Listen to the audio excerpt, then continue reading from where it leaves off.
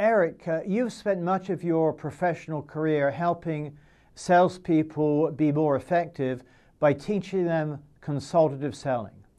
What exactly is consultative selling? Sure. I mean, the term, Noel, has been around 40 years. It goes back to the late 60s. Unfortunately, very few people really use the process. Different people have different explanations as to what it is. The simplest is to go by the definition of consultative, which means to have the privilege to consult. And what it really means to me is that a salesperson will know so much about his or her client's business that they can become a true advisor. So instead of just offering products and services, they're offering ideas and perspectives and insights and really adding value to the relationship. How would you compare consultative selling to selling methodologies that came before it? Well, most people will say they sell this way. In fact, we've been asking the question now for over 20 years of salespeople, do you understand your client's needs? And as you'd probably guess, 80 to 85% say yes. Most people believe they understand the needs of their clients. When we ask clients, what percentage of the people who call on you truly understand your needs? The answer is about 20%. So we call it our own version of the 80-20 rule. About 80% of the people out there think they understand the needs of their clients, when in fact only 20% of their clients agree. To us, true consultative selling is when you understand the client's needs and respond accordingly. Most people, unfortunately, present their products and services without having a clue as to what the client really wants. Why do such a large number of salespeople think they do consultative selling, but actually don't do it? Well, one of the nice things about salespeople is they tend to be good problem solvers. And because they're good problem solvers, they have the ability to bring their clients ideas. Unfortunately, the same thing that makes them good problem solvers works against their ability to determine needs. They'll hear the first need and they'll start making recommendations when the first need or second or even the third may not be very important. So what they start to do is present before they truly understand what the client wants. So they will say they're consultative or needs-driven or client-focused. Unfortunately, they hear that first opportunity, they jump on it and miss the opportunity to do precisely what they think they are. What is it that you're able to do to have them move beyond that first problem to identify other problems?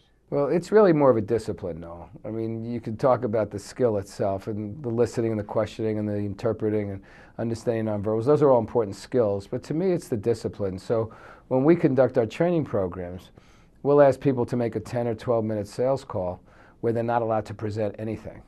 Literally there strictly to find out as much as they can about the client. And it's quite revealing because 3 or 4 minutes into the discussion they're ready to start presenting. And what they realize is when they're forced to ask more questions and stay in the needs determination, or as we like to say, the situation analysis mode longer, as they start asking additional questions and start uncovering additional needs, they start to see the value. And you could literally see the light bulbs go off because people realize just staying there, that second, third, fourth extra question, they may find out 5, 6, 7 additional needs. And the more needs you understand and the better awareness you have of the client, the better recommendations you make, the better relationships you build, the fewer objections you run into, the more deals you close. I mean, situation analysis, needs development, whatever you want to call it, that's what drives the entire process. And consultative selling is all about situation analysis. I'm sure that it's one thing to do consultative selling in the workshop. It's quite another thing to do consultative selling out there in the real world. Have you sort of done research to follow salespeople to see that they actually do implement consultative selling when they get back into the workplace? Our clients force us to do that, as they should. I mean, they're spending significant money and investing a lot towards their people.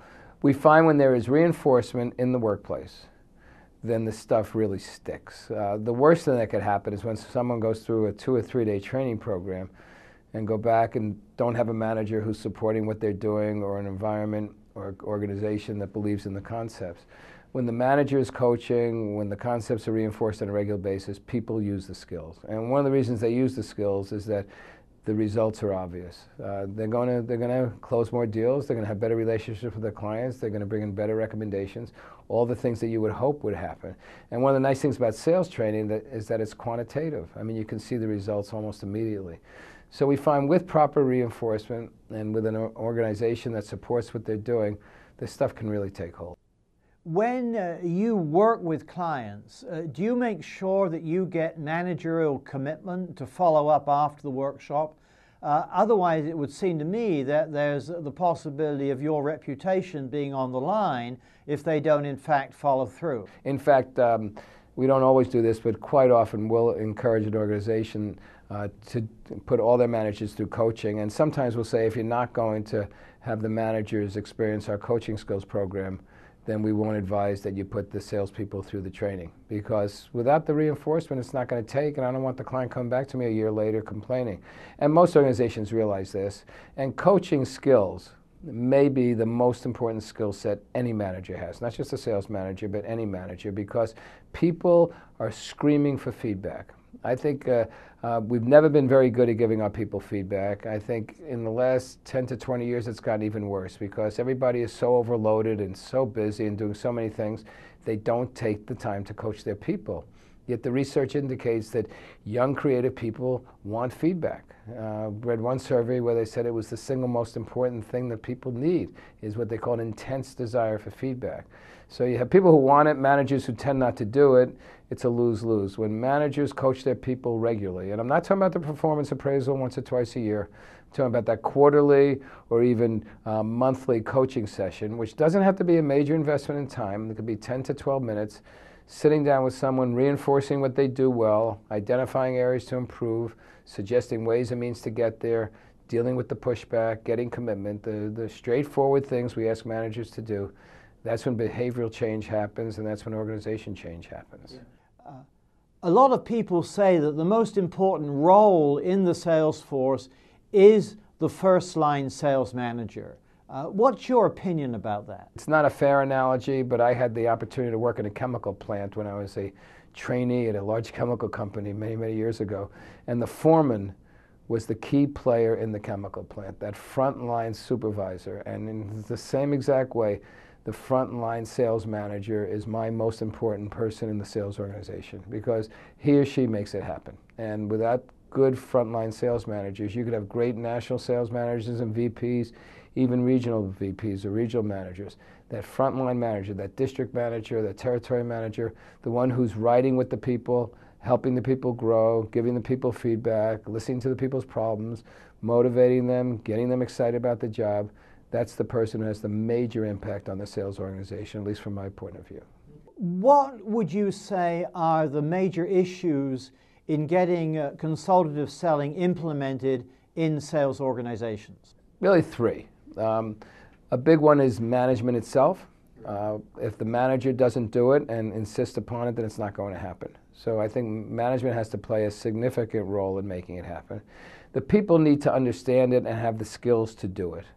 And I think the skills are critical, and I'm not suggesting that training is the only way for people to learn new and different ways to do things, but obviously some kind of investment on training on the organization's part to help the people learn what they need to do to make it happen. And then I think we have to relate it to the compensation program, because in almost any organization, like it or not, compensation is a form of communication. And if we compensate people based on what we ask them to do, and consultative selling is something we ask them to do, then it's more likely to take hold.